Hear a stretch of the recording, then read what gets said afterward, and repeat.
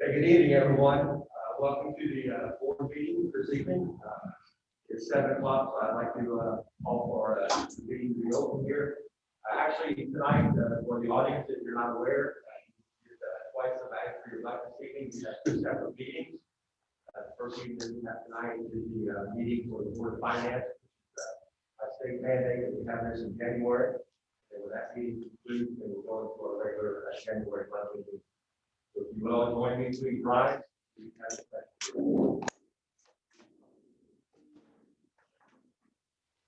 I pledge allegiance to the flag of the United States of America and to the republic for which it stands, one nation, under God, indivisible, with liberty and justice for all.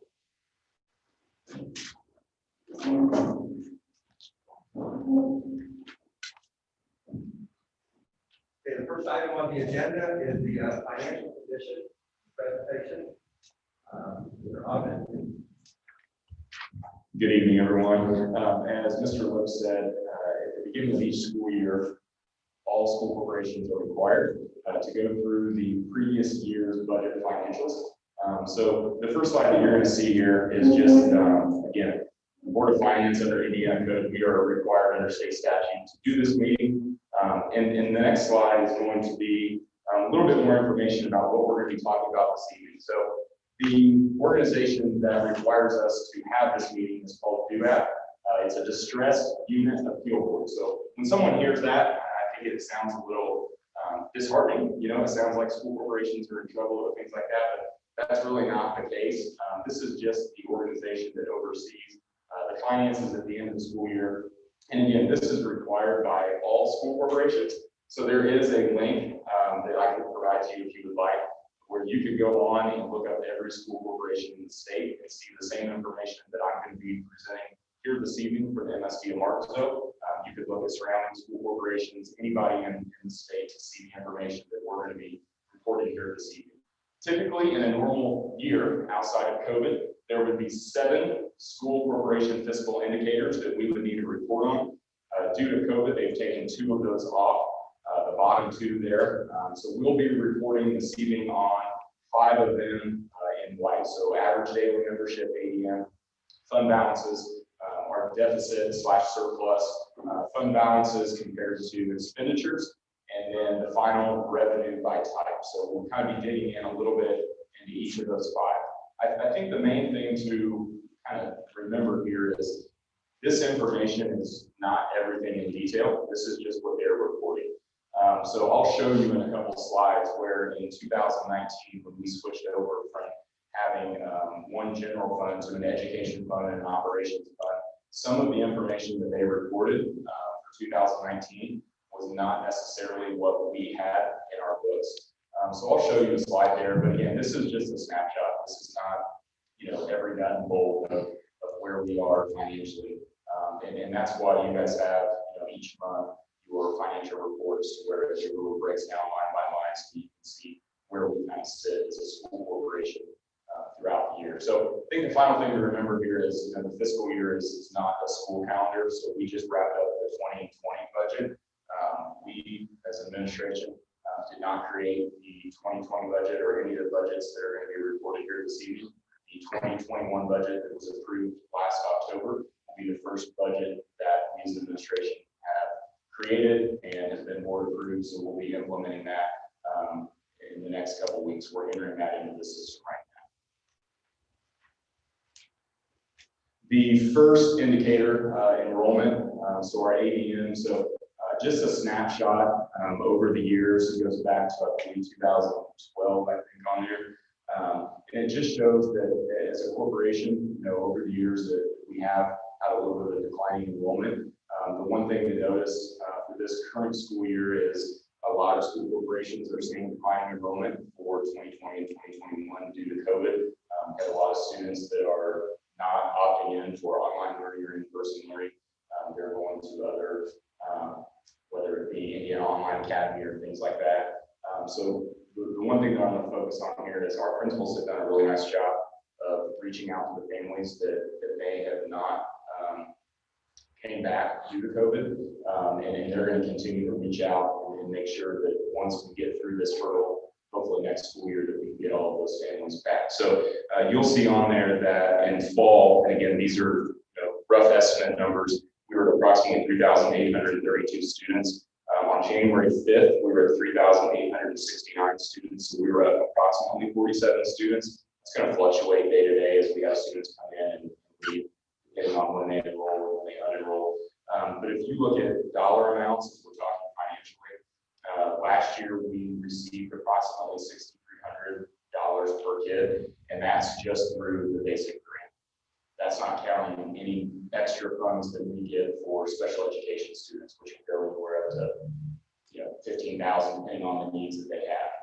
So when you're looking at $6,300 per student, roughly just for basic grant numbers, we're up 47 students. We're approximately $296,100 that we would be up. So again, when we come back in the spring, we do another count. We will actually, if we're up those numbers, then we can get money back from the previous count. So that's something that we'll be watching as we look at revenue coming in and expenditures going out. The next fiscal indicator, fund balances. So this is where we ended 2020. When we look at the education fund, we look at the operations fund, we look at rainy day fund. Those are going to be the three main funds. We also have a debt service fund, but we don't look at the debt service fund just because that's not really going to fluctuate. That's the money that we've asked for. That's what we're going to use to pay off any debt that we have coming in on a yearly basis, bonds and things like that. If you look at the 2015 until 2020, that is what DUAB has reported. The one thing that I do want to touch on is DUAB only reports last fiscal year. So the information that's on the website, when you go look at it, you will only see 2019 on the website. So what we did as a finance team is we had to really do some extra legwork to provide you some additional information for 2020, just to kind of let you see where we're at. You'll see that we are down a little bit from 2019 to 2020, and I will touch on that in just a couple slides, why that is, and just some different projects and things like that we had coming up.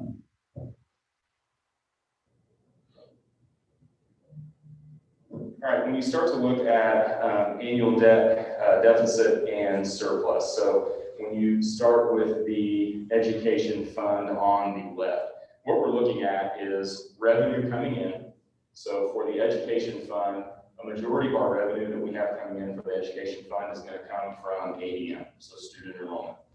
So how many kids we have in seats, that's where a majority of the money is going to be coming in for the education fund. When you look at the operations fund, you'll see, and this is the slide that I wanted to touch on here, you'll see that in 2019, it would be not the farthest one on the right, but the one right before that. In 2019, they showed that we had quite a deficit in the revenue that was coming in compared to expenditures that were going out. So revenue coming in, money that we have going out, whether it be construction projects, paying custodians, things like that. That information was not correct. So when we dug into it a little deeper, that's where the 2019 switch from being the general fund to the education fund, I think the information wasn't accurate. So on the next slide, when you look at it, you'll actually see that in 2019, over on the right, so this is the updated slide, over on the left is what DUAB was reporting, over on the right is the updated graph that I went in and put the actual expenditures and revenue. So you will see that in 2019, we had quite a bit of revenue coming in, and we did not have as much expenditures going out. So we were not in the deficit. When you look at 2020, I think the thing to notice here is that the red bar, the revenue coming in, is a lot less. So we did not have in 2020 as much revenue coming in as we did in 2019. And there are a lot of things that play into that. COVID is one. Property taxes is mostly what drives your operation fund. So we did not receive as much money in property taxes as we did in 2019. So we took a big hit in 2020 compared to 2019 in revenue that was coming in. But then you look at expenditures going out. So as I started the meeting off with, there were a lot of projects that were already on the books, or projects that we had already entered into for the 2020 budget. Some of those being the high school bleachers. So the new high school bleachers that they have, that was a big project that we did. Other projects that a lot of people don't really realize that are going on that we really need to have happen. We put a new water cooling system in at the high school, new boilers. There were a lot of projects that we already had on the books that really caused us to have a lot more expenditures going out than revenue coming in. So when you saw that decrease in the balance for the operations fund, that's basically where that came from. So those projects, we use some of that cash balance to get a lot of things done that buildings need to be able to be functional, and buildings need so that students can come and teachers can teach, and everything can happen on a daily basis. Next slide, when you look at fund balances as a percent of expenditures, you'll see that, again, we're pretty consistent where we've been. We're at about 41%, which is really showing us the amount of cash balance that we have on hand with the amount of expenditures that we have going out. You'll see that 2020 was down a little bit, and the reason that was down is because we did approximately $3.5 to $4 million of projects that were outside of what we had created or what we had planned as it was from previous administration. So again, we're very consistent with where we've been in the past, and I'm happy to say that Mr. Arns, our director of maintenance, he does a phenomenal job with our buildings. And this year we're really not going to have to do a lot of projects because we've done a lot under previous administration in order to make sure that our buildings are in good working condition. So roofing is going to be the real big thing this year that we need to focus on. So we're hoping that at the end of that next year, without having to do those projects, we'll have that revenue coming in, and we can get that operations fund back up to where it was in previous years. Revenue by type. This is just a breakdown, and again, this is something that we have to report on.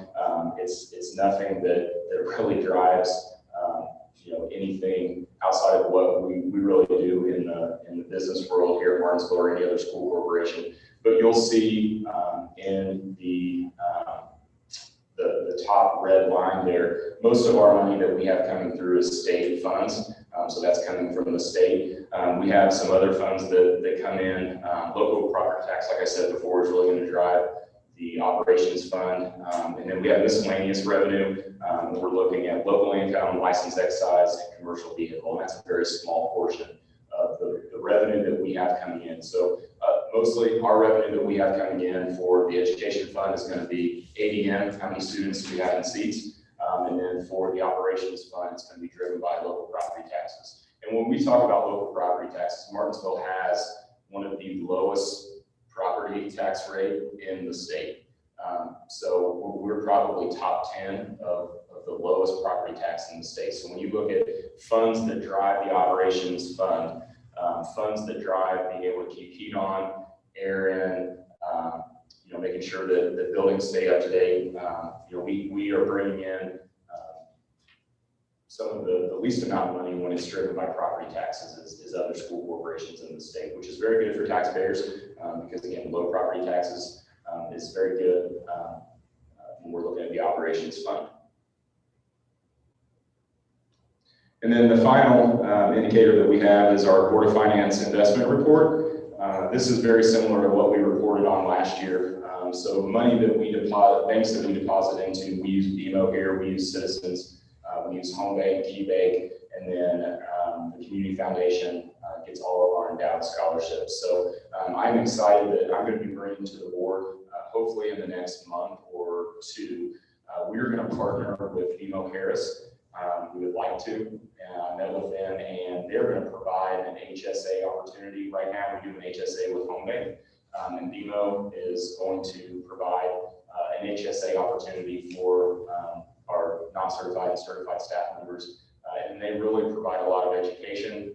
They will actually come on site and help teachers or non-certified staff set up their accounts. That way you don't have to do it online or you don't have to go into the building. So they provide a lot of really good resources. So we're excited about that. So that's something that we'll be bringing to you in the next couple of months that we're excited about for all of our staff members as we look at how can we all kind of manage the waters through these difficult times of COVID.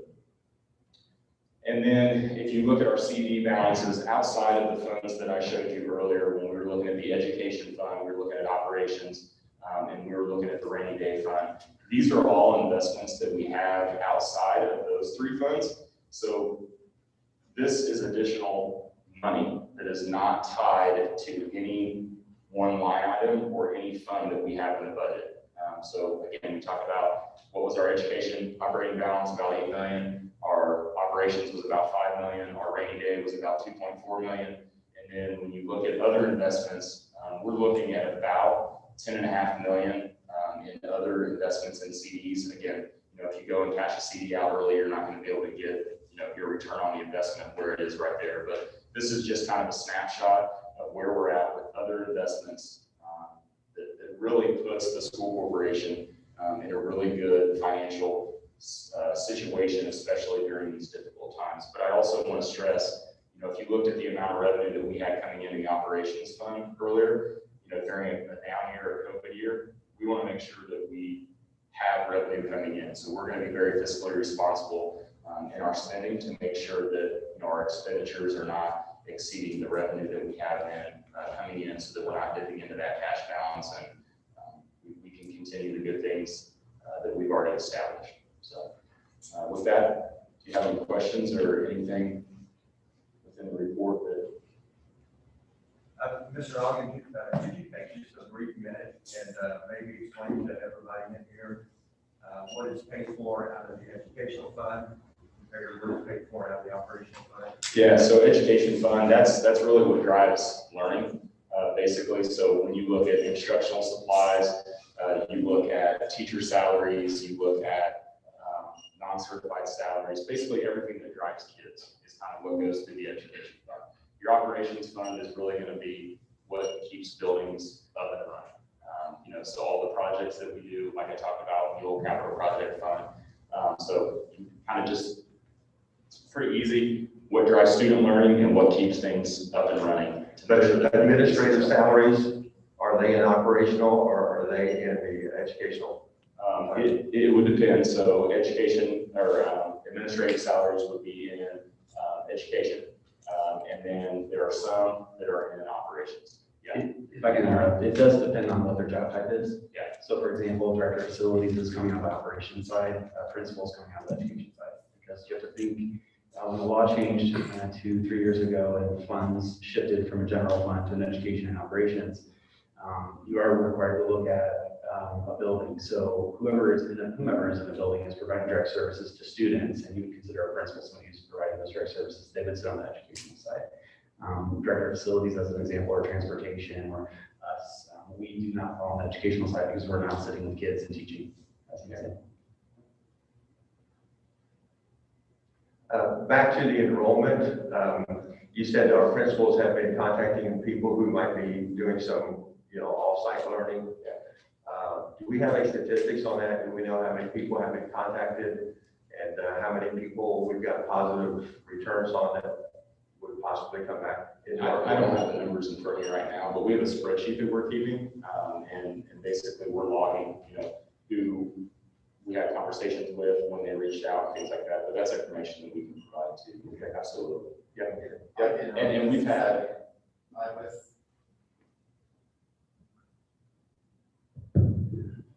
Just a kind of an indicator on that, I was at Brooklyn today, and Mrs. Tier already has either 7 or 9 students who have enrolled for preschool for next year. So I think that's a really good indicator.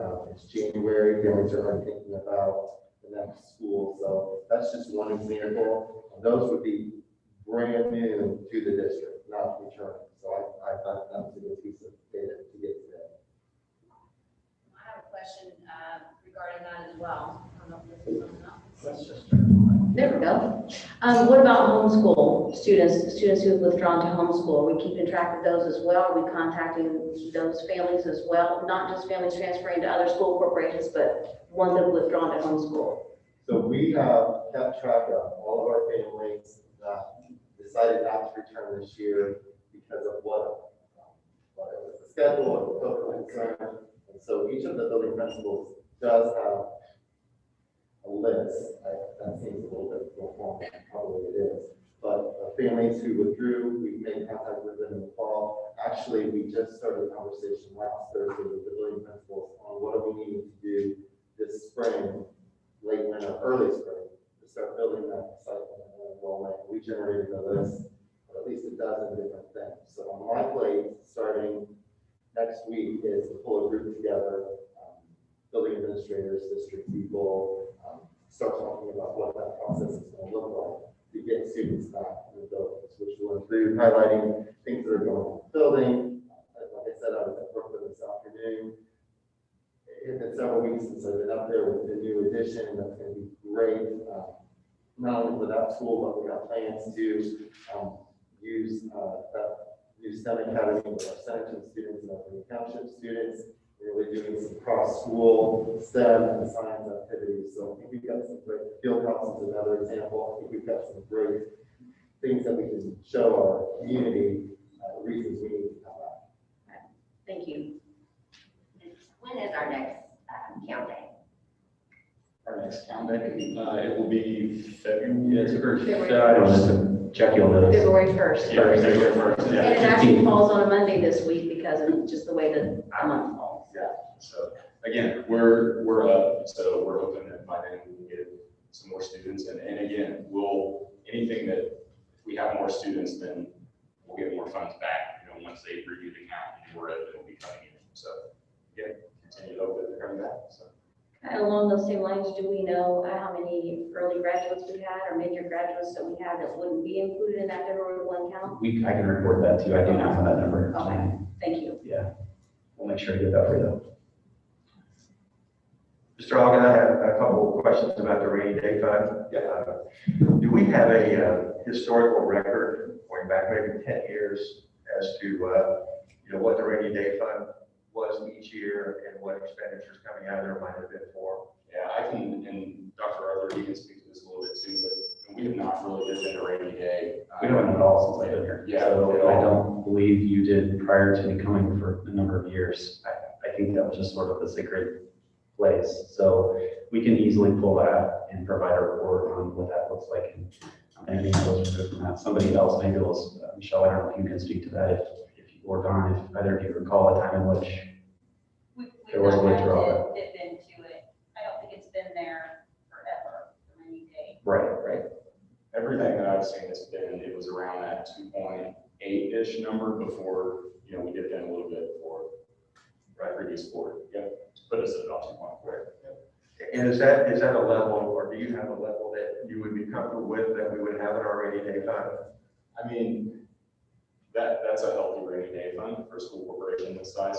I spoke to some other school corporations, and when I started looking at fund balances and rainy day, we're in a really good situation with our rainy day fund. So, over the past 5 to 10 years, like you said, whatever we've established, we're in a really good situation.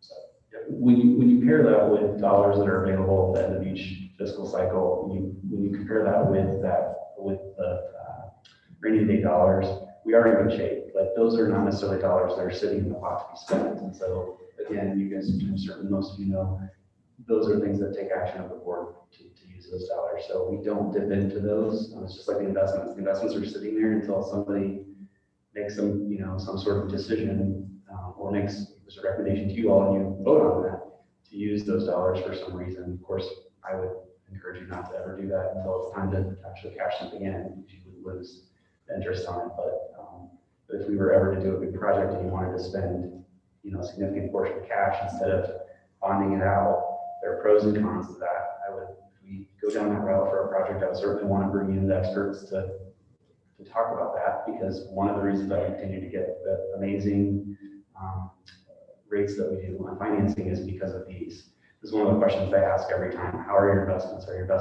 Have you dipped into your investments? Because as you start dipping into things, those are points off your credit. Doesn't mean you don't need to do it or shouldn't do it. I mean, it's an option, but I just would always want us to be certain that you all have all the facts about wiggling some of these things and what it might do to other opportunities. And Dr. Arthur, if you don't mind, you spoke to the bonds a little bit.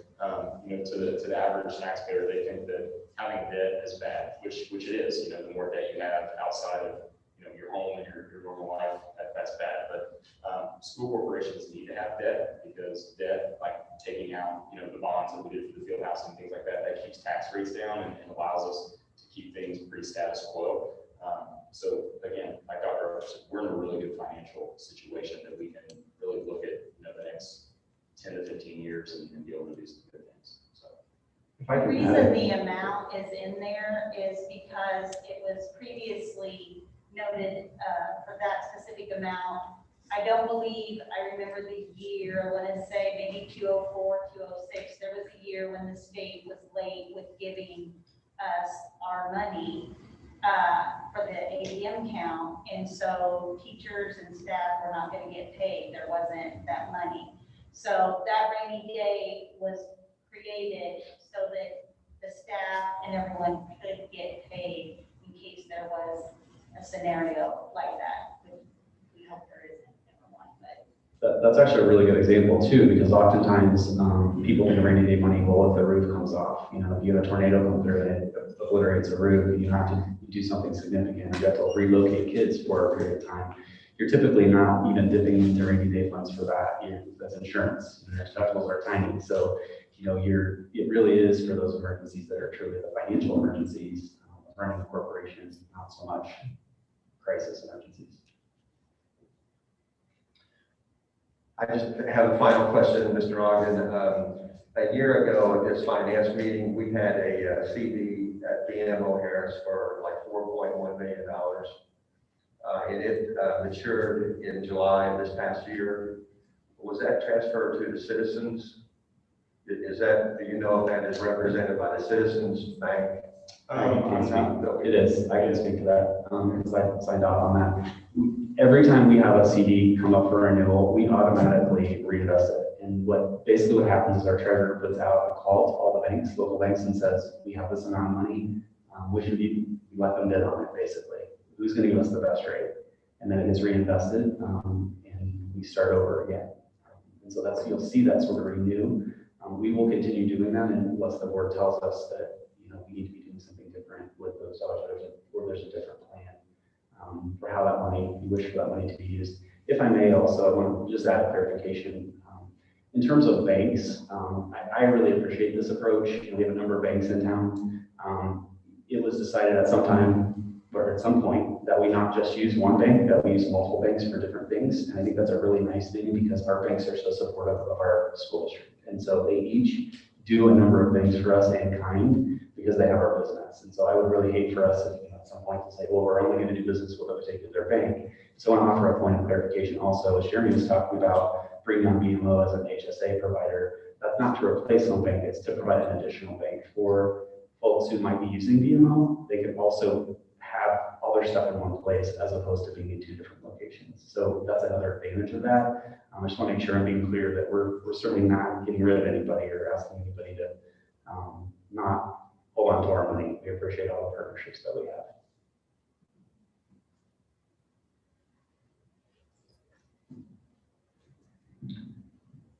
Anyone else have any questions, comments? Okay. I'd like to entertain a motion to adjourn the Board of Finance meeting.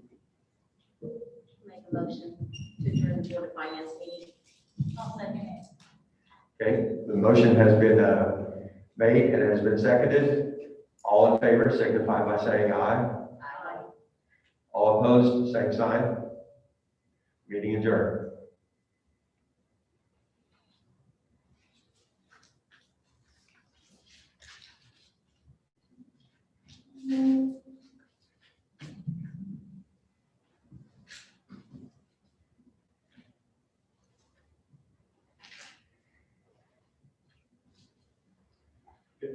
We're running a little bit behind, but again, I would like to welcome everybody here this evening.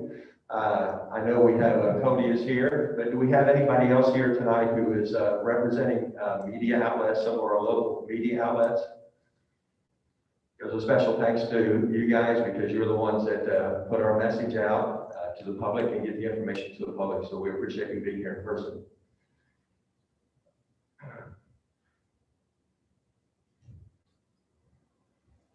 Do we have any public comments? Okay, no public comments. So I'd like to move to the consent agenda.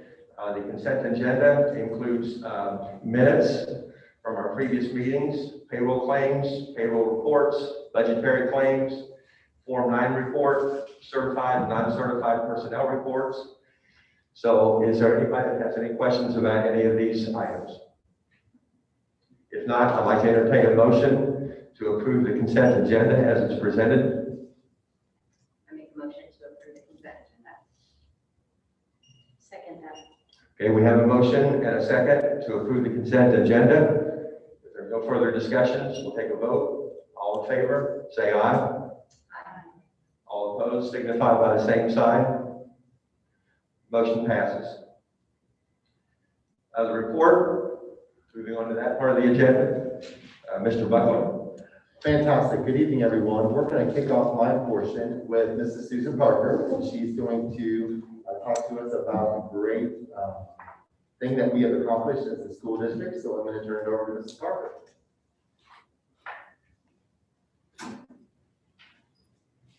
Good evening, everyone. Most of you know me, but if you don't, I am Susan Parker, and I am the district's technology integration specialist, but I also teach classes and I run the student tech team. So in the past, we have been a Common Sense district, and you may wonder what that is. Common Sense is a nonprofit organization that is helping students and communities become better digital citizens. So our certification ran out, and we now have re-upped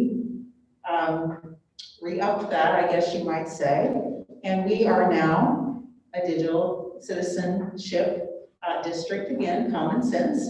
So what does that mean? Well, that means that we can check off some boxes, E-rate. If we have scholarships, we can check that off. Grants, we can check that off because we now have that district certification. Our schools, our students all have had Common Sense lessons.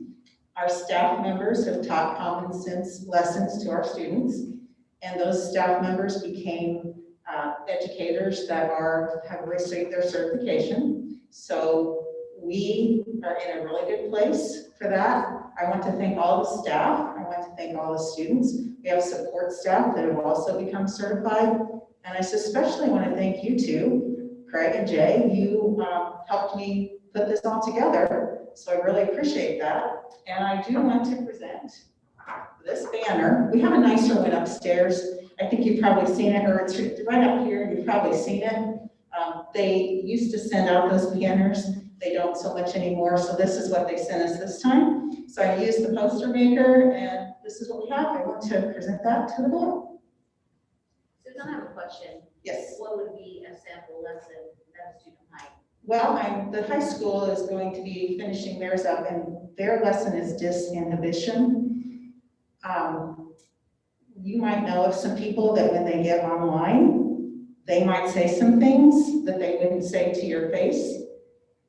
So we talk about that. We talk about bullying online. We talk about what it's like to be a good citizen, what's proper, what's improper, and we help those students navigate a sometimes scary internet world. So that's what those lessons basically are about. I went into schools and I talked to all of the teachers. We went through I'm an ambassador, we'll take off my jacket, but it says ambassador on the back, but I went into the schools. There are a couple of schools that I had to, like Paragon, I had to do a Zoom. But talk to them about what they were supposed to be doing, and since I'm an ambassador, that moves them forward very quickly on their certification. So, any other questions? Okay, awesome. So we'll put this someplace.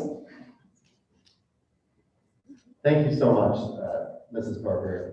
That's a huge accomplishment. We are closing in on finishing that certification at the high school, but I believe all of the other schools have that completed. So thanks to Mrs. Parker, but really it was a lift from all of the students and staff. So really collective effort. So my report really is going to be a little bit informational and a little bit kind of things that we've done and things that we're moving forward with. Three of you being new members on the board, I really wanted to kind of get you up to speed with where we're at with some different initiatives and some things that are going on. One of the things I'm most proud of in my short time here is the Career Ladder Grant. And so just about a year ago, in February of 2020, we were awarded $319,640. And really the emphasis of that grant is to increase principal and teacher leadership capacity with the focus on increasing the instruction. What's going on with instruction in the classroom? So we were on pause. You know, we got the grant in February, we had a great plan, and then everything slowed to a halt. So we kicked things back up in November, and in November, each of the buildings participated in a strengths-based needs assessment with our NIET partners, which is the National Institute for Excellence in Teaching, and they work with school districts across the country, basically just improving on what's going on in the classrooms. In the last 2 weeks, Colleen, who is our NIET partner, had at least an hour-long phone conversation with all 10 of our building administrators to talk through what that needs assessment showed. It really highlights strengths in the building and then some opportunities for improvement in the building and then in the school district. So kind of twofold. Our next step with that is next Thursday, the principals and I will be meeting to talk about what that's going to look like, getting that information to the building teachers. There's a lot there. We just want to make sure that it's a nice, concise message for the teachers to have. As a sidebar or a bonus, we started today, Colleen and I are going to be working with some of the buildings doing learning walks. And this afternoon at Brooklyn STEM Academy, and just had an outstanding day being in the classroom and really focused on student learning. And so it was a great exercise as we're working with the building leaders. Our next step will be 2 days in February and 2 days in March. We'll be participating in the Principal Leadership Series. So it'll be 4 days of training for our building leaders, and then that will be followed up late this spring or this summer with the teacher leadership. So that's a pretty robust program. We're really going to be working on just overall increasing the capacity of our building leaders and our teachers in the classroom. I have a question in regards to that. You said we have a list of strengths that we have in our district and areas of improvement. Can you give us a little idea of what we found with some of our strengths and some of our areas of improvement? One of the areas of strengths that really kind of sticks out in my mind that was consistent between all the buildings was a strong sense of curriculum guides, pacing. Teachers have worked very hard within the departments of the grade levels and know what standards are top line. So that's one of the strengths that really sticks out to me.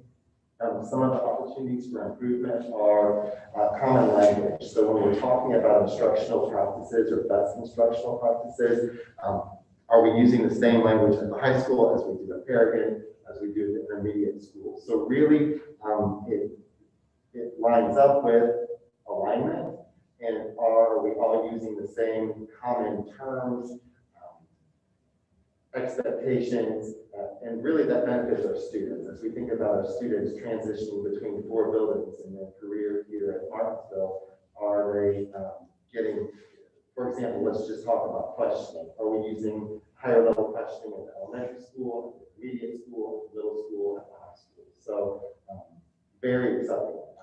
It's something that it has filled my cup today, quite honestly. It's a really, really good thing. Is this database information, or these results come back from data, It's both. It's qualitative and quantitative data. So the principals were able to, ahead of time, provide an IET with any NWEA data, common assessment data, school improvement plans, anything that they felt like would be good information to tell the story of the school.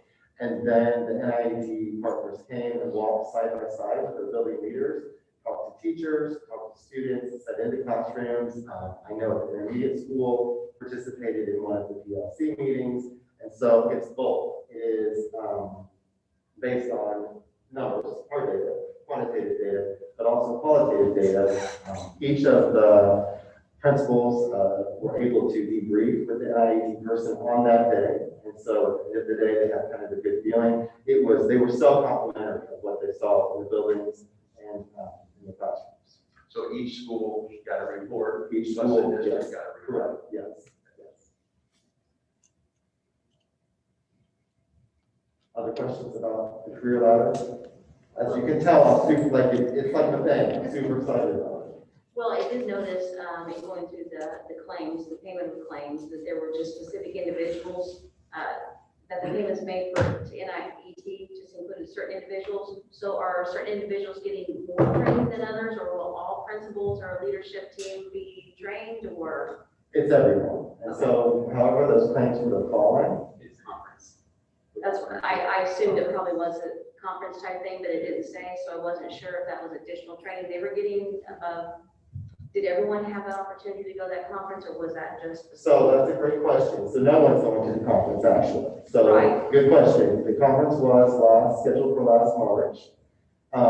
And I don't believe that payment actually got there. So we made the payment, and so I would have to talk to Whitney to figure out what that was, but the payment never really got there. It still wouldn't be within the career grant. And actually, last spring, I worked with Shannon to identify, it fell on spring break. So really, she and I had to really just kind of see who was going to be around, because last year the conference should have been in Indianapolis. So sadly, it was not. This year, the conference is virtual, and it's the first 3 days in March. And after talking with NIET partners, doing some of my own self-reflection and kind of taking the pulse of the teachers, I'm not for sure a virtual conference is the best bang for our buck this year. So my hope is that there will be an in-person conference again in 2022. And by then we will have established, the teacher leader process, the building leaders will have a better feel for who would go a year from now. So we had hoped to go live in person last spring. Jennifer, I think there were 2 other teachers, Mr. Ogden and I, and then Jennifer Tier and Melanie Meyer. We were those, I guess, stuff here for spring break. So we were going to participate in that. Okay, thank you. So just to be clear, what you're saying is, in terms of the grant dollars that are in the claim packet today, should be refunded back because we're not actually going to the conference, but we're Correct. already paid, because Yeah. you guys are all seeing things after the fact. So we've got a little bit of adjustment probably on. The good thing about the partnership with them is that they know that, they're in this business, so it's not a situation where you pay for something and you don't show up, you're out of luck. It's communication with them about COVID's going on, what have you. They've been very reasonable about things. So and it may be that gets forwarded to next year. How many the grants in 3 years? It is, yes, and it's been extended because of the COVID. Any other questions about the career ladder grant? Just some other quick highlights. So I'll kind of speed through at the intermediate level. All the general ed and special education teachers have had specialized training from Edmentum on Study Island. Study Island gives the students some individualized paths based on their NWA scores that then can support them in learning whatever level they're at. Remember, NWA is a level test, and so as we take the test and Michelle gets her answers right, her test questions get harder, as I get my questions incorrect, it levels until it gets to our instructional level, and then Study Island is connected to that so that it can pick the students up from whatever level they are. So if I'm a 5th grader, I might be getting some Study Island things that are below grade level or above grade level, depending upon what my performance on NWA was. So we're super excited about that. We also continue with the trust-based relational intervention. So all of the secondary schools have had specific personalized training sessions with Jessie Hyde, who is our TBRI partner through Hope Alive. And she could not be more complimentary on what's going on in the buildings, especially when I highlight what's going on at the intermediate school, and then Doug Reynolds at the middle school as well. It's really moving forward with that as well. High school has been a little bit more difficult with the green, yellow, red, but the teachers there are participating as well at a high level. So we're very excited about that. We are all trained preschool through 12 now with the trust-based relational interventions. I do have a question. Did you say, are the NWEA scores being imported into admin?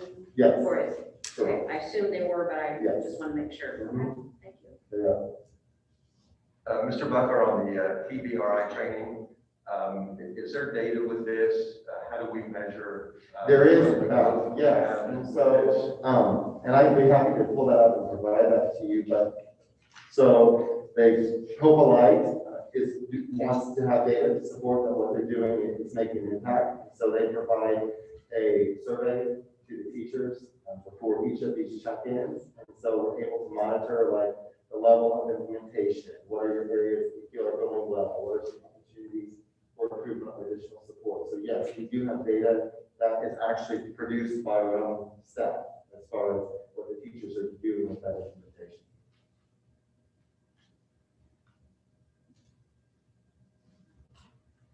The next topic is the testing update. And so we are currently, just as a reminder, all grades K through 2 annually, dyslexia testing. We have tested our second graders. We're in the process now with our first graders, finishing those up. Kindergarten will have that screening in the spring. And all of that information is on the website. So if anyone ever says, hey, what's going on with dyslexia, you can direct them straight to the website, and all of our information is on there. Statewide assessments are going to proceed as scheduled. So I included kind of what the test is and what's going on right now. The WIDA, which is for our English learners, is taking place. We have less than 20 students across the district that participate in that assessment. So it's really very building based. Our school counselors at the elementary level are the ones that provide that assessment, at the high school as well. And then Mrs. Dilly works on that in the school. So that is currently taking place. ISTEP will be soon at Lawrenceville High School, and that will be for, and I had to check with the high school because it's confusing, but it should be a test for 10th graders. But no 10th graders took it last spring. So now 11th graders are taking it, and then any of the 12th graders that needed to do the retest. So even though it is a 10th grade test, all of our juniors will be taking it because they didn't take it when they were 10th grade. So I had that figured out in my head, and then I talked myself out of it, and so I had to get some clarification on that. And we're going to correct. You are correct. It's, yes, there's a whole lot going on with the testing, and with last year having been my first year as the corporation test coordinator, it was like I had everything ready to go, the engine was running, and then we just turned the car off. So now I had to like reactivate kind of things as to where we are. So the high school will be testing on Wednesdays. I believe it's the 3rd and the 10th of February. The juniors and the seniors who need to take it will be coming in. That will include our, this is important, our in-person students and our virtual students.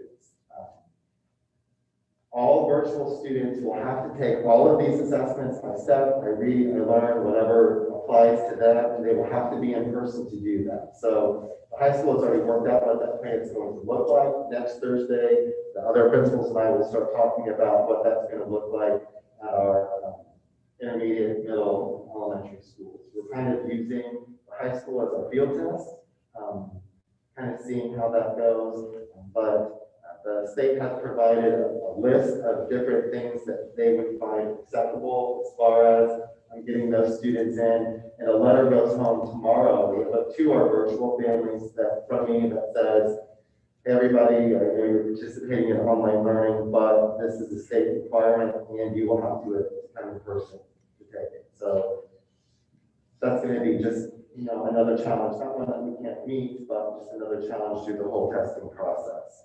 ISTEP, again, in February, I read is that test that all third graders have to take in March, and then I learn is in April and May.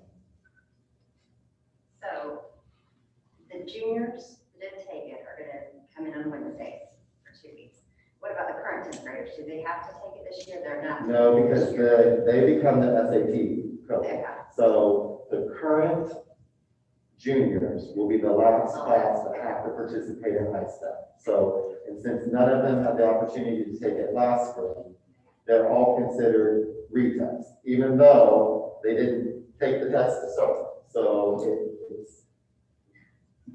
that's just what it is. Do So they know, and has the high school let them know that? they should, if they haven't yet, that communication is kind of the same. Yes.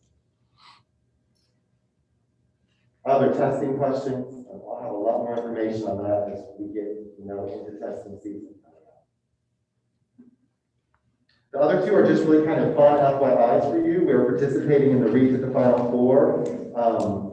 As of January 14th, our participating third graders have read 4,988 books, and that's just since that started. I think that was right around the November, December time. So I'm quite positive that in the last week, we've got past the 5,000, which is just amazing. I'm very, very proud of that. Go ahead. Is that all of our third graders? All except the third graders at Post and Road.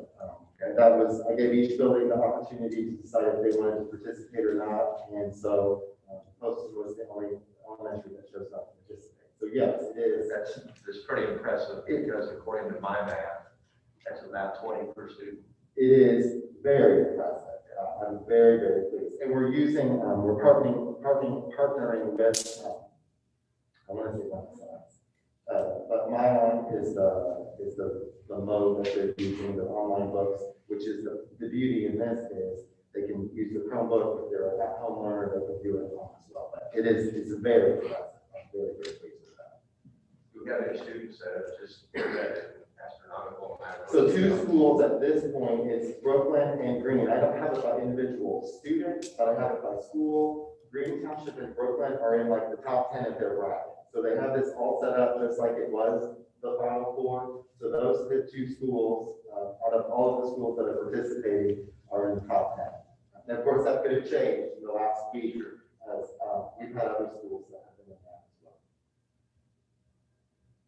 Just the last piece for FYI is our Real Men Read program. The last several years, we've received a grant from Duke Energy, and last year they partnered with SCI REMC, and this is to provide all of our kindergarten students with 5 books. Pre-COVID, there was a man assigned to all kindergarten rooms, and they would go in once a month for 5 months and read a story with the kindergartners. It was the favorite thing I did last year. I was at Centerton, go read the story, interact with the students. This year, can't send people in, and so the students are still getting their books, but we have all taken a turn video reading the story. So that will be pushed out to the kindergarten rooms.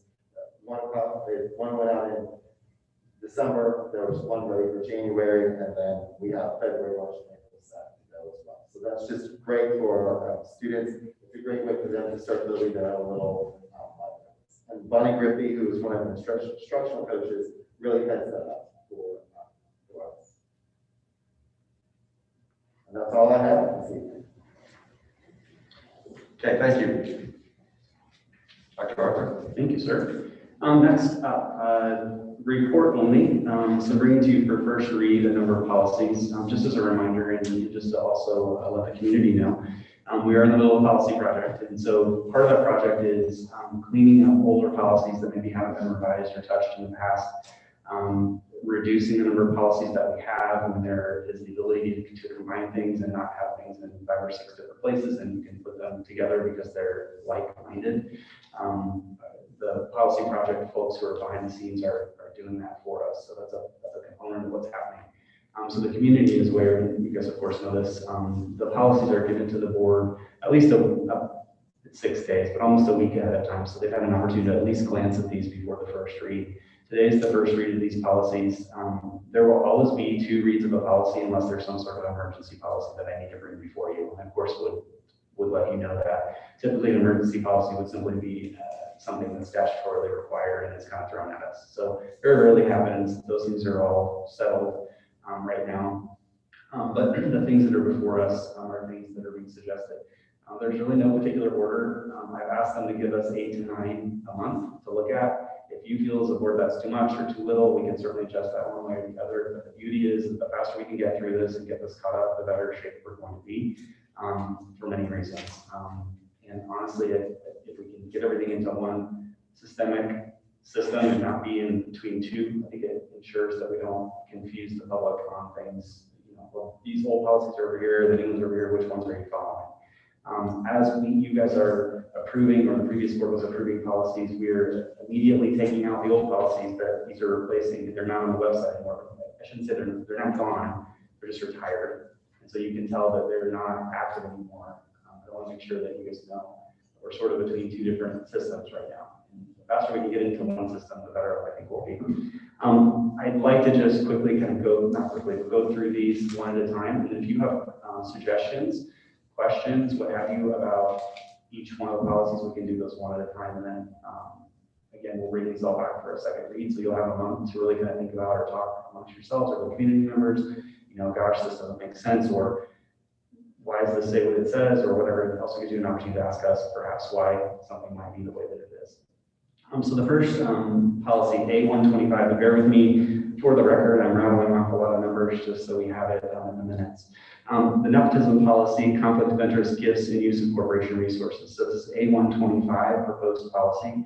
This will replace, if approved, the NELA policies 1130, 1214, 3214, 4214, 6460, 7230. Again, just as an additional piece of information here, this is the perfect example. We knock out 6 things by having 1. And so by doing that, it's much more helpful, in my opinion, to the community to have a very clear set of policies and to know where to go and to not have to look in 6 different places for something that really can be in 1. So that's really one of the major advantages of doing this. A125, the nepotism portion is required in terms of a state statute policy, as our conflict of interest. You might notice if you're watching board meetings that are happening across the state and other communities in January, typically they're bringing forth a conflict of interest disclosure process to a board, because typically they're new board members and you have to disclose by state statute whether you have a conflict of interest. I'm not ignoring that. We will do that. I'm just waiting until we get this policy where it needs to be and cleaned up. There's no reason to have everyone in the corporation do it twice. So as soon as this policy is approved, we will send out the appropriate forms to everybody in the corporation, including the board, and ask you to complete those forms indicating any conflict of interest that you might have. Those will come to the board and the staff to approve at a future meeting. So haven't forgotten that, didn't make sense to do it twice. So on A125, there aren't a lot of significant changes. They in essence have written this policy to replace all of these other pieces that involve gifts and corporation resources. So because there aren't a lot of edits on here, I guess I'll jump right to what questions, suggestions, thoughts might you have about A125? I just, on the nepotism aspect of this policy, I think it just kind of presents itself in a negative tone. I'd like to have it to be maybe a little bit more appealing to those people that might have relatives that work in our district that still like to be employed in our district. And then I guess my question is here, in the end of the second paragraph, there's a sentence that says, results in a relative being in the direct line of supervision. Is that specifically, say, a direct supervisor? How deep does that go? It seems to be kind of vague, or maybe that's why I'm reading it. So sure. So what I'm hearing you ask is that after the number 1, it's in parentheses, if we can provide some clarification on what that exactly means, and perhaps write it in a way that's more positive. Right. Okay. We can do that.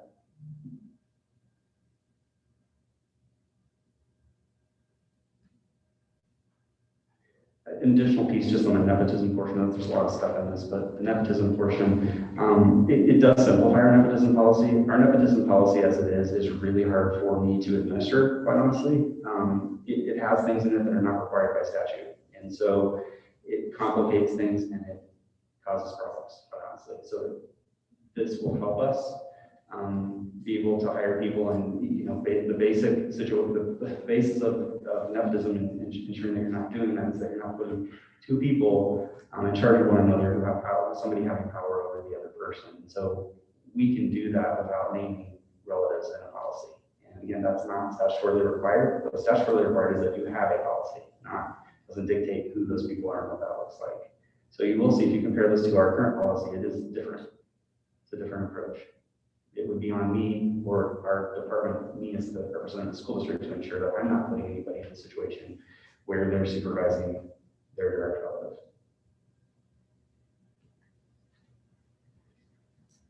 So if there aren't additional comments on this one, go ahead to the next one. Okay, A175. You'll notice there are lots of edits to this one, and actually most of this is new language. When you see a lot of edits or new language like this, it's coming from statute typically. And so our attorneys have put a great deal of work into this particular one. I'm happy to read these. These are publicly posted now, and MCTA has these. You all also have them. I don't want to insult anybody by reading them to you, but I can do either. If you have questions. I do. Okay. Here, let's, in the, let's go, third chapter, under number 2, Director of Human Resources. Yes. Do we have that position? Yeah, the director of business affairs is director of human resources and finance, both. Yeah, in our actual job description, both of those pieces fall under, that is his, as director of business affairs, he is human resources and finance. We can definitely edit that to be business affairs, if that cleans I it think up. in another policy it does say business affairs, so it might make sense to keep the same across the board. We can fix it. Good catch. Any other thoughts on that one? Now I'm just wondering about individuals who may know that someone already reported Sure. an incident. I don't think there's any mention of that there. So, you know, if they're still liable or if they're, you know, excluded from this. So maybe some verbiage, think about that. Sure. So that, you know, if I knew it but I knew that someone else already reported it, does that mean that I have to report it as well? Right. Does that make me liable as well? My understanding of how this is written and I shouldn't say understanding, my interpretation of how this is written is really to protect the individual who's reporting. It's not so much about a punishment towards someone who doesn't report. It's more about making sure that if you do report, that I as a superintendent or Jeremy as the HR director or a principal or somebody who has the authority to evaluate somebody doesn't say, you ratted on somebody, you're out of here. That's just the reason for having the policy. I see your point, certainly. Let me kind of take another look at that. Because just reading it initially, it does kind of have that negative connotation that, Sure. hey, you know, I don't report this, Right. I'm going to be the one in trouble. Right. Kind of feel to it. So That's sure. And here too, it says it's going to replace policy 3211. Will it also replace 4211? It will. And probably 5211 and 6211. Yes. You're on to the Neola. We've talked about that a couple of times in previous meetings, that the Neola in the room, or the Neola system, they're in the business to write policies, and that's what they do. And whether you want them or not, they're writing them for you. So, and you get the packet twice a year when you're part of that service. And it's really, if you don't accept the policies as they are, they don't guarantee that they will back you if there's an issue. And what I found pretty quickly in the policies that were coming shortly after I got here, a number of those didn't really apply to our situation here because they're being written for the whole state. And when the policies being written for, I'm going to pick Wayne Township as an example, the policy they're writing for them and how they deal with student discipline might be very different than how we're dealing with student discipline here in Martinsville. And so, you know, to just accept that as it is, and once you start wheeling and dealing backward with Neola, and you make edits to those policies, it has to go through a process with their attorneys before they will approve it. And you end up in a cycle of 3 or 4 months of getting something done. It might just be a word change. I'll give you a really quick example. We last year had somebody make a request within the school district, an employee, to do a fundraiser. And that fundraiser involved a live animal, and it was not going to work out. I'll just leave it at I felt like the policy was clear that could not happen, but it was one of those and or lines in something. It was not clear. And so the employee said to me, no, I can't do this because so very quickly I reached out to Neil and said, you need to clean this up. Like, this is an error on your part. This little error is causing us a lot of problems because it's now giving a loophole to somebody to do something that really doesn't align with what might be best for our students in our district. And so I thought that was a simple change. That ended up being about a 4-month process before they changed that word. So what I like about, and one of the reasons that we shifted away from Neola is that we can make changes as quickly as we need to. It's just a matter of our attorney looking at it and saying yes or no if it's a major issue. Sorry, that was kind of off track, but it felt important. Anything else on the list lower? Okay, A200 firearms, weapons, and destructive devices. It's replacing policy 1617, 3217, 4217, and 5772. This particular policy is basically statute. You can pull this directly from Indiana code. What it in essence says is that you are not allowed to have a firearm or any kind of explosives, destructive devices, those kinds of things on public school property of any kind, including this building, whether they're students or not. You may not have, unless, and the one caveat to that, or there are two actually, if you have an instructional program that involves shooting. So if we had a rifle program, like a shooting class or a rifle program or a gun safety class, that would be the one exception. And there are all kinds of regulations behind how you have to handle that, of course. We do not have that as a course or as a situation here in Martinsville, so that doesn't apply. The other piece I want to point out, Indiana legislature, I would say about 2 years ago, maybe 3, I was in track, did pass a law that says that employees can carry a gun onto school property. They may not bring it into the building. It must be locked in their car, in the dash, in the trunk, out of sight. So it is okay to have it on property. They just can't have it on their person. They can't have it in a building. So that is also in this policy. And that would be a bit of a statutory change from our previous policies and update. Questions about that? Okay, C-125, admission to the district legal settlement. Again, much less statutory as well. It refers to how we would be expected as a school district to handle some different situations involving students who are attempting to enroll in the district who may have an expulsion pending or those kinds of things. Statutorily driven in the state of Indiana. If a student is up for expulsion in another community or another school district, they cannot just shop to other school districts. That's actually not allowed. And so we can choose to accept that student if they're up for expulsion in another district if we wish to take on that risk, but we can also say to that student, you may. So that policy clarifies that and make sure that that's a portion of this policy. It also adds the language at the bottom, or the middle of the second page. It talks about the fact that if you have a connection to a school district, well, you're fine. If we were a closed enrollment school district, which we are not, so this really doesn't directly apply to us, but if we were ever to become a closed enrollment school district, which many districts in Indiana are, if an employee meets either of these requirements under A, lowercase I, or A, lowercase double I, if they meet either of those things, then you have to, as a school district, allow their students to enroll, even if they don't live in the community. So if you're somebody living in Greenwood and you work for Martinsville and you meet those two criteria, then your children could be enrolled here if we were closed enrollment. Again, we're not closed enrollment, we won't take anybody. So, but that's statutory. Final piece, and this is new, is the language that's required residency of students with military parents and how school districts must handle that.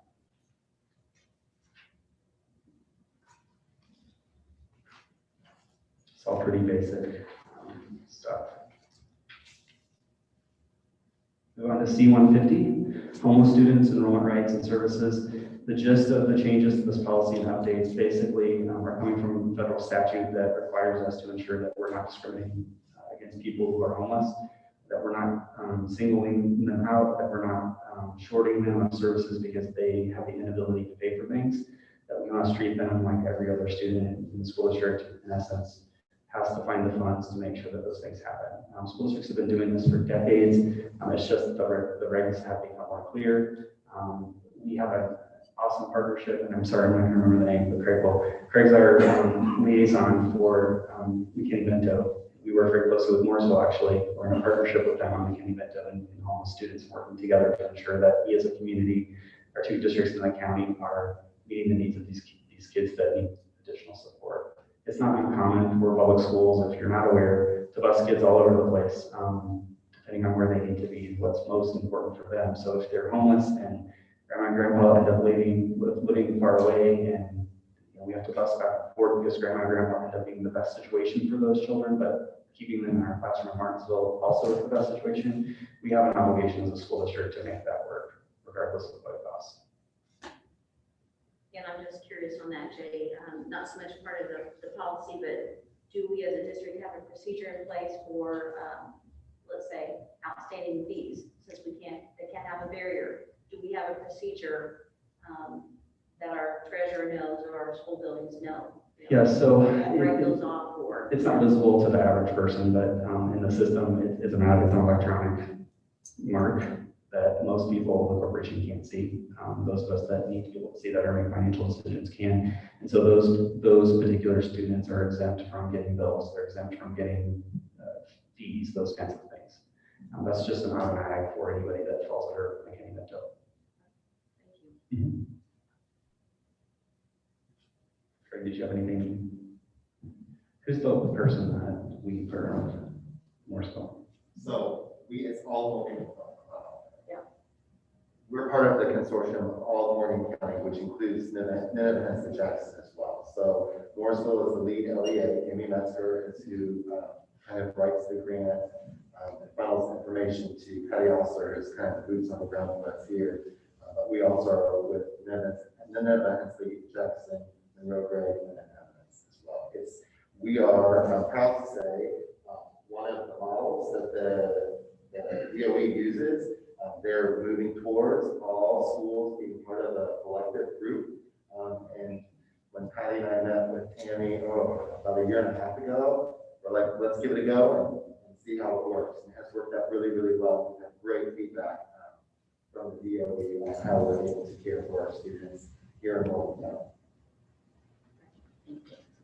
One additional piece, the very last, I'm sorry I missed this piece, talking about records, I just want to bring to your attention that there's old language throughout policy, and it's old language throughout statute that refers to directory and student directory. And so, back in the day, I remember in elementary school, literally schools produced a directory with students' names, their address, some basic identifying pieces of information. That's still possible for schools to do that. We're living in an electronic age, and we don't do that so much. We're not printing booklets and sending them home, but that is something that is allowed in the public school world. And if we were doing that, then we would also need to offer the opportunity for anybody to opt out of being in that booklet. We don't do it at all. So it's really not an issue, but I just want to bring to your attention that throughout different policies, we'll always talk about this is or isn't allowed to be directory information. And what that in essence says is you are allowed to share it or you're not with the general public. And so most things are not shareable with the general public when it comes to student information. But name, address, those kinds of things are things that the public can request. And again, if there's not something in place that forbids that from the parent, then it would be information that could be considered directory information. And it also then keeps the school district from being out of compliance on things like FERPA and HIPAA. So just as an additional thing, as you see policies that refer to directory. Next one, F100 internal controls. I'm not an expert in everything finance, but in essence, what this is internal control policy. It's a policy that's required by the State Board of Accounts to ensure that we have things in place to ensure that things are not happening with dollars and things are not happening with the books being cooked, that kind of stuff. So long story short, you do have to, in policy, state what your threshold is.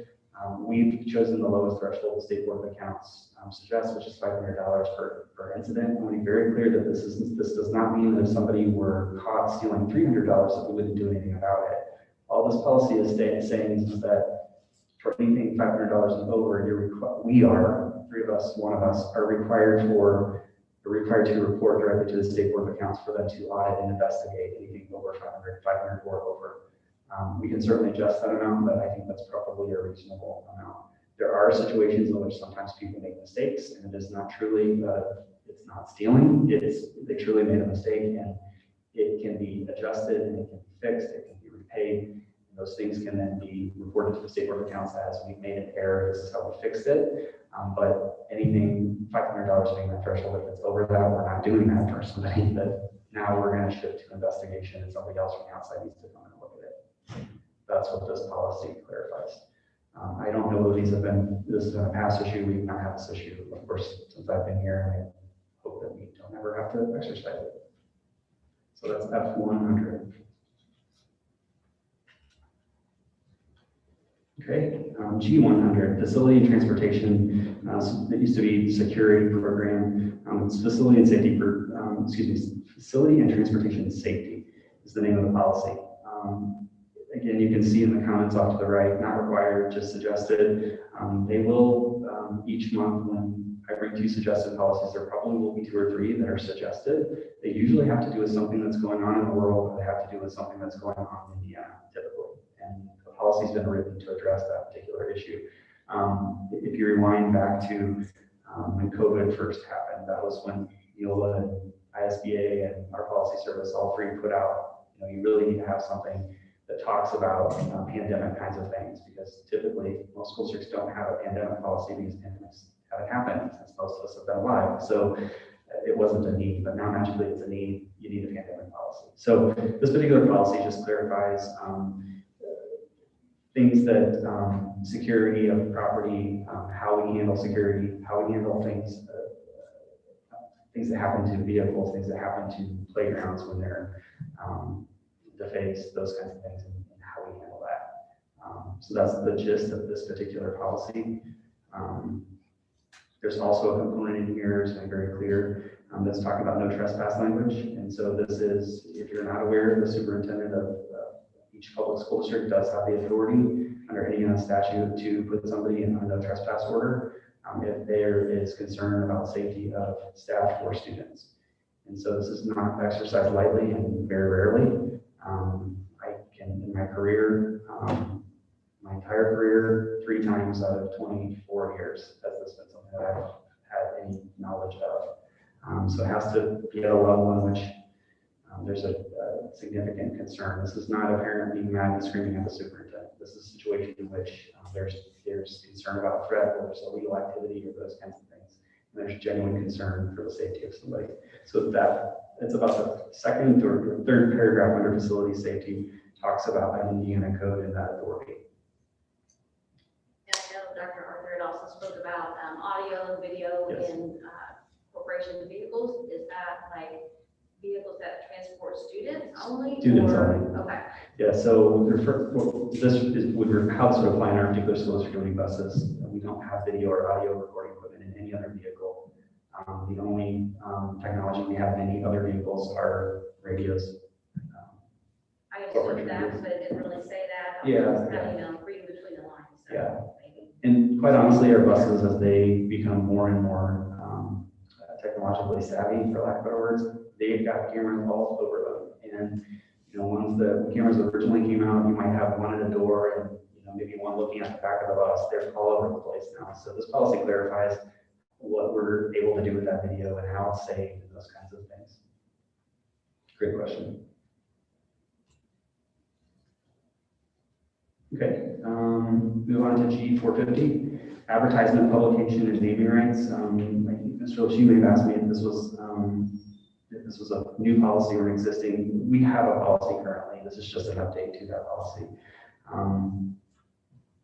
I had to look up the word immutable, so probably need to change that word. We've already changed that word to something the superintendent doesn't have to look up. A fixed characteristic on number 1 there.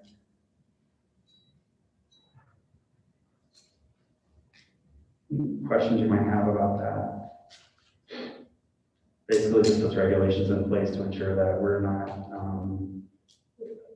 putting the name of a corporation on the side of a wall that perhaps is not representative of students and children, or might be a conflict of some kind, with vulgar language or that kind of thing. Okay, unless you have any additional questions, first read for all of those. Certainly, in the interim between now and the next meeting, if you wish to email or share thoughts or concerns or additional things you want me to consider, or if there's something that's legal and we'll need to ask our attorney, I'm happy to do that. It's helpful if you do that between now and the next meeting, so that we can hopefully take action on these at the next meeting, but not completely necessary. If we have to hold up on something, we certainly can. It's not that door. Just real quickly, did this in, on this first reading, when does it go to the teachers, or when do you have the conversation with the teachers? Yes. So we actually have a spreadsheet that has every single policy that we had before we started this. So they went through and analyzed all of our policies, and in that spreadsheet, it indicates which policies by statute are required to be discussed through discussion. So out of all transparency, not every single policy goes to district discussion. We've never going to be done. And a lot of those things are not things that really probably teachers are going to most care about. And so not every policy goes to district discussion. Again, it's whatever meets the statute for what needs to be discussed is what gets forwarded. Now, I will share with you that we are providing all policies to MCTA, to the president to see, but we're just not bringing all of them to the actual meeting in which we discuss them. So the ones that actually pertain to teacher per statute, we're bringing those to discussion, we're discussing them, and that is, we've had a couple of blips here with the policy project, but and with COVID, but the idea that is that we give them to them and we're talking about them between the two meetings. So they have opportunity to give me feedback, and then at that final reading, I can make additional suggestions to you that we might need to change. We, as you may have noticed, a meeting or two ago, we did need to do that with a couple of policies. So we're not shy to talk about those. Right, these haven't been vetted yet through the teachers seeing what they need to see. They have not. No, they have not. Okay. Yeah, we're not in they're not into the cycle yet. And to be quite honest, I don't have the spreadsheet in front of me, which tells me which of these, if any of these need to go or not. So I'm looking at Courtney, who has a spreadsheet, she's saying none of these are actually meet the statute for that. So doesn't mean we can't talk about them. I mean, the association can put anything on there that, they feel aligns with those statutory items, as can we. And you can, a lot of times, wiggle things to make them fit for discussion purposes. We're not afraid to discuss. I think we discussed the credit out of a lot of stuff, so we're not afraid to do that if we need to. Okay. We'll bring this back to you next month. Thank you. Appreciate your patience with all that. Next item. Make sure I didn't miss anything. I'd like to ask for action on a couple of different items. This first item that's up, authorization to sign agreements for alternative services and private residential school placements. In the state of Indiana, first of all, this would be very far and few between. So we're talking about a couple of times a year. There are situations within public schools in which we might have a student who immediately requires a placement somewhere. So it might be DAMAR, it might be hospitalization for mental health purposes, what have you. Those placements can cost $1,000 a day, they can cost $3,000 a day. They're in the school district, depending on the situation, we're often the person who's placing the student and responsible for the payment of that. The great thing about the state of Indiana is that there's a pot of about, I think it's 25 million, it's a line item budget, or it's a line item in the state budget every year. It's about $25 million that is available to public schools for purposes just like this. So what this authorization basically is doing is you're allowing myself and who's our social director, Mrs. Daly. Gosh, tired, late night. Mrs. Daly and I to sign on those agreements to access those dollars to pay the difference. So what happens is if there's a placement, let me just give you an example. There's a placement where a student needs to be at the St. Vincent mental health facility in Indianapolis. They have to be there for their emergency situation because of their mental health. If we're the placing group, we assume responsibility for that cost. If that cost is, as an example, $300,000 for the placement of that student, we are obligated to give to the state or use the money that we're afforded for that student. So if they're a special ed student, we're getting their base payment, which is about $6,300, plus whatever we're getting for that student in special ed money. That's on us. So we're going to pay that fee right up front, or we're going to pay that portion of, that's kind of our deductible. That's what we're going to pay of that bill, because we're getting that money for that student to provide services. So we're turning it over to St. Vincent's. Then on top of that, by you allowing us to sign this agreement, we then are asking the state of Indiana to pay the rest. It is always a gamble. It's not 100% because once that money runs low, or if you don't meet particular criteria for what you're supposed to do on the school side to apply for that money. They can't deny it. There's an appeal process. I've never in my 17 years of being in the special education world prior to doing this have ever not gotten those funds. But the reason we need the authority to do this is that we can't often wait for a board meeting to ask for you to, as a board, sign that. It's something that we do right away so that we don't lose the opportunity to get the funds. I'm asking, it's a lot to explain, but we're asking you to put the authority. I always want to make sure you know why you're giving up that authority. Anyone have any questions? Okay, I'd like to ask for a motion to approve the authorization to sign agreement for alternative services in private residential school placement. I'll make a motion to authorize the agreement for alternative services and private residential placements. I'll second it. Okay, thank you. Is there any other discussion? Okay, all in favor of passing this motion for the authorization to sign agreement for alternative services in private residential school placements, signify by saying aye. Aye. All opposed, same sign. Okay, motion carries. Thank you, sir. This next set of items, if we can do them in a group, if that's okay, donations. First donation, Clara Wyrick, donation of $500 to Brooklyn ECA general account, so thank you. Anonymous donation of $500 to Grant Meyer. And for four bare feet, a donation of 10,000 pairs of socks to the MSD Martinsville.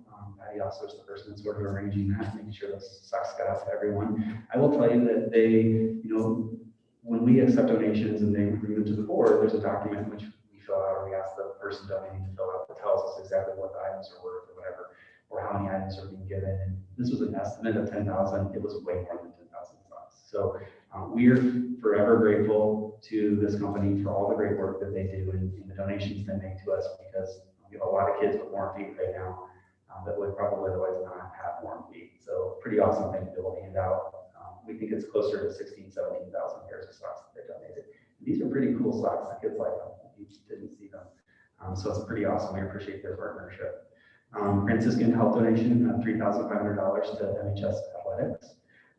You will also additionally see some things coming down the road with Franciscan in terms of our athletic contract, those kinds of things that's coming up due, I think, in about a year. So we'll also be talking with you pretty soon about that partnership and what that might look like with the new field house. And so again, another great partnership with them. We appreciate their donation. Okay, anybody have any questions about any of these donations? Okay, I'd like to entertain a motion to approve all the donations, Clara Wyrick, the Anonymous, Bare Feet, and Franciscan Health.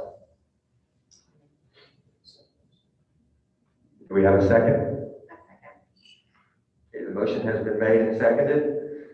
Any other discussions? Okay, let's take it to vote. All in favor of accepting these donations, please signify by saying aye. Aye. All opposed, same sign. Motion carries. Thank you. These next items are all pretty quick, I believe. The first one actually is directly related to the board and our teachers. We have, over the last 18 months, we've been moving 2 rooms at a time because we basically in this building have 2 rooms that aren't being used. So we have been moving people around as we've done finishing touches, carpet, paint, that kind of stuff to this building to get it a little bit more up to speed.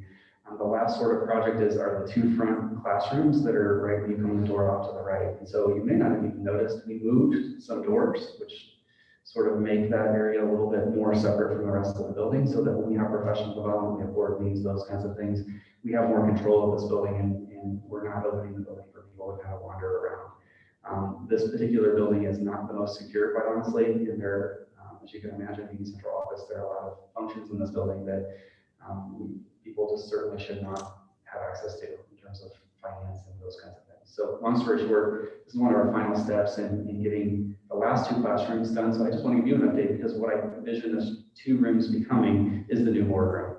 So instead of us being in this room is okay. This room creates a lot of challenges. You felt one tonight. We don't have good audio visual in here, which is really hard because there are a lot of things we want to do and show you guys. We can't do that in a really good way. So we're going to outfit that room nicely, but for the most part, it's paint, carpet, and just try to make it a little bit nicer. But the other thing is that you may not notice, but in this building, right now it's comfortable, but we have to kill the heat and air in here every time we have a meeting, otherwise you can't hear. Because blowers are so loud. So again, right now it's okay, but in the summer, the meeting's gotta be over fast or else it's 100 in here. And in the wintertime, we're lucky tonight, it's not super cold out, but, so that will make it nicer. So that will be the location which we use for board meetings, will also be used for professional development for the district. Craig and I pretty quickly realized when we got here, there really isn't a place that's comfortable for teachers to come and receive professional development, really anywhere. We do the best that we can with what we have, but it's not comfortable. If you're gonna ask somebody to sit for 6 hours in a training, sitting in a metal chair doesn't make sense to me. Like, it's gotta be comfortable, and people have to be able to concentrate on what we're asking them to concentrate on. So just want to give you that update. That's coming in the next couple of months. Hopefully we can move into our new space, and that gives us all a better experience too. Kindergarten fair, super excited about this, February 24th and February 25th. In the past, the kindergarten fair has been a one-day event. We split it into 2 days. Because of COVID, we are making arrangements for this to be COVID safe, and so that it will be by appointment. It will be spread out over 2 days so we can get more kids in. We're hoping that kids are busting the doors down, or busting the doors to the appointment system down to get in here. It's super fun. Our staff here in this building and some folks from other buildings, teachers, principals, et cetera, do a really nice job of setting things up and getting things ready so those kids have a really cool experience the first time they come to school. Typically, we have a bus parked outside, so Mr. Mills and a couple of other individuals from the staff will be out there, and so kids get to get on the bus, and they get to see what the bus driver does, all that kind of stuff. So when you're 5, it's a pretty cool, fun thing, and it's been very resourceful in terms of getting kids enrolled. In the past, we have not had enrollment open quite yet in terms of our enrollment systems for kindergartners as well as for kids that are just coming to the district new or kids that are returning. We, as of today, Teresa Healy has worked her tail end off to get that system up and where it needs to be so that we can have enrollment open. So we're actively open now, which is a really good thing. We're way ahead. So I just want you guys to know we're actively working on those things that we know will help us be ahead of the game for the fall.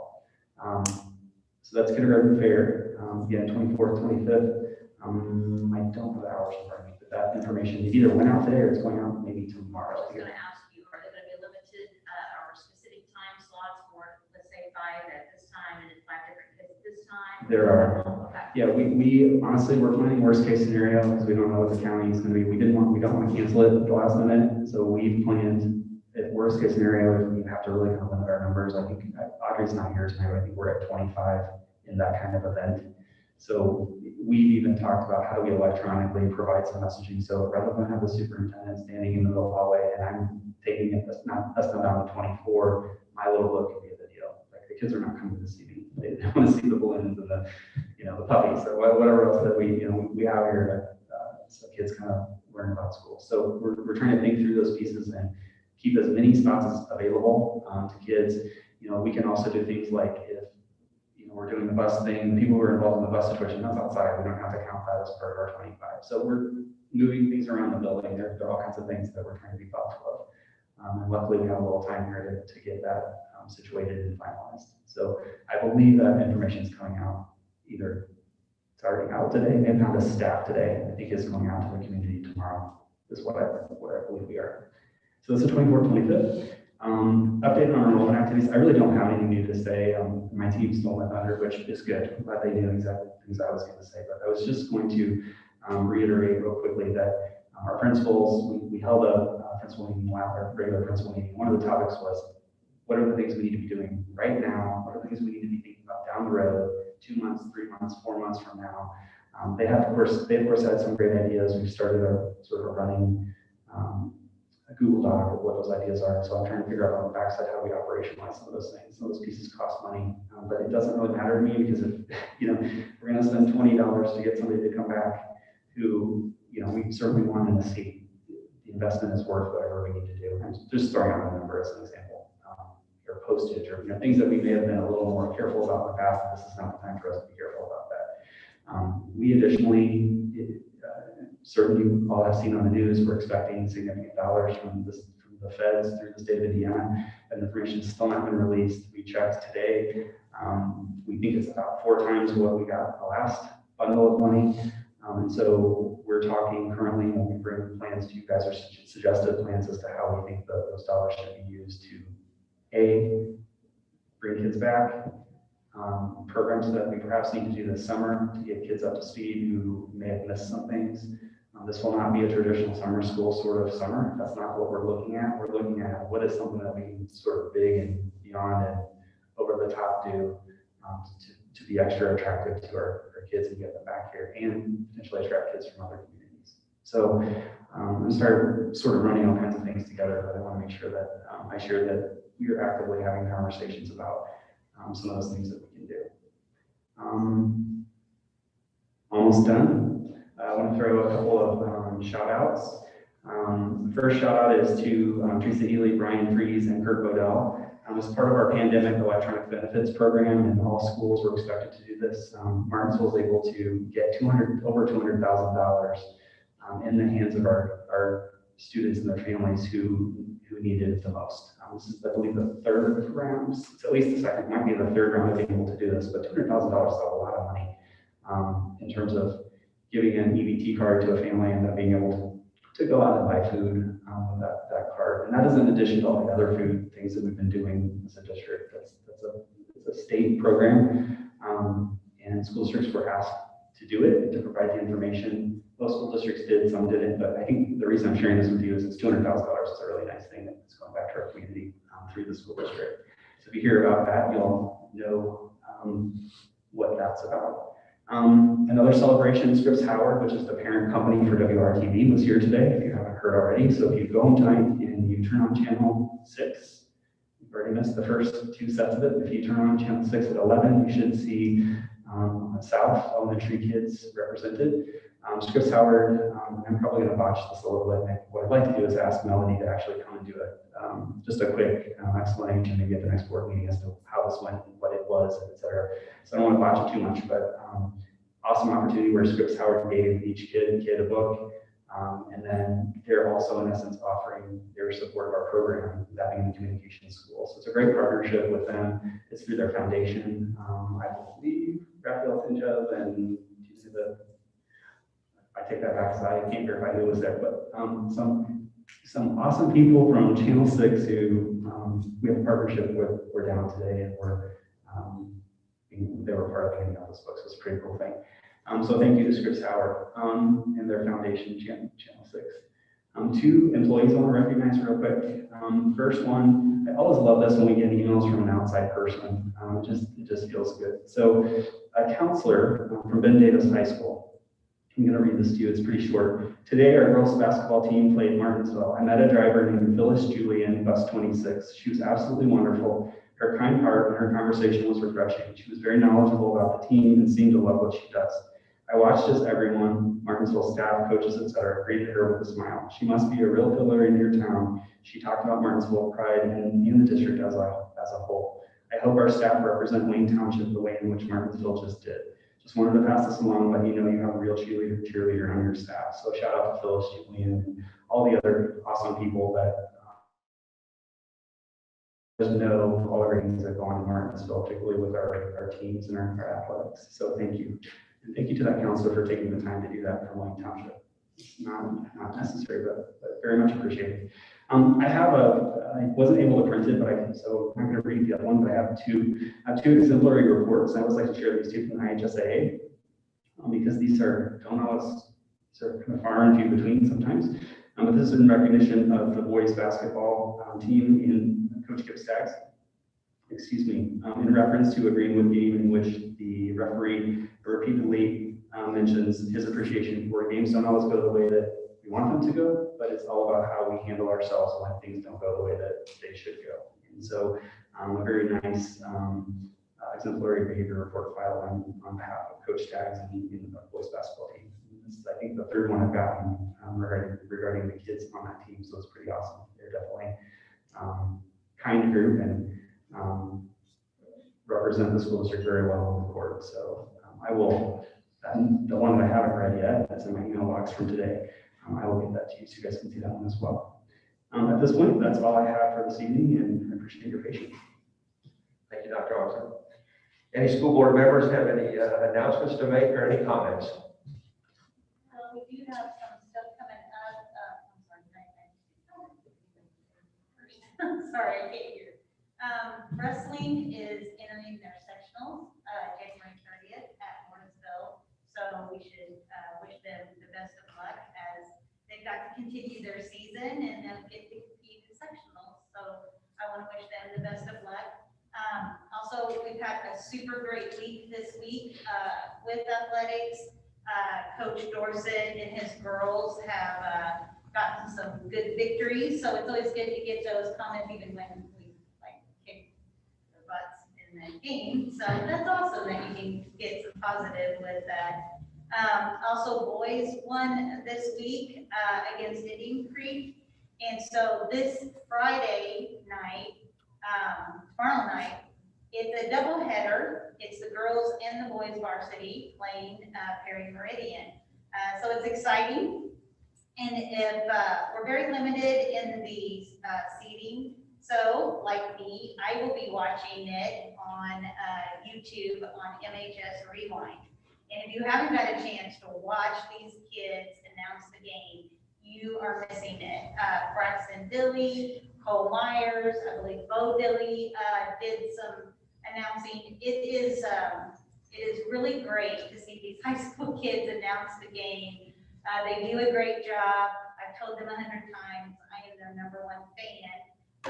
They just do a great job from videoing to announcing. So if you can't watch it, if you can't go to the game, you can watch it. And the best thing about MHS Rewind is you do not have to wear a mask to be watching it on your TV. So that is awesome as well. And also, I would just like to make a suggestion to Monday's workshop. It was scheduled for 5. I would like to see it at 7 for transparency for anyone who maybe needs to participate. We'll have an opportunity to come and do that workshop at 7 instead of at 5:30. And that's all. Okay, thank you, Michelle. As we conclude our first regular meeting as a school board here, I have a few comments that I would like to make to be open about moving forward.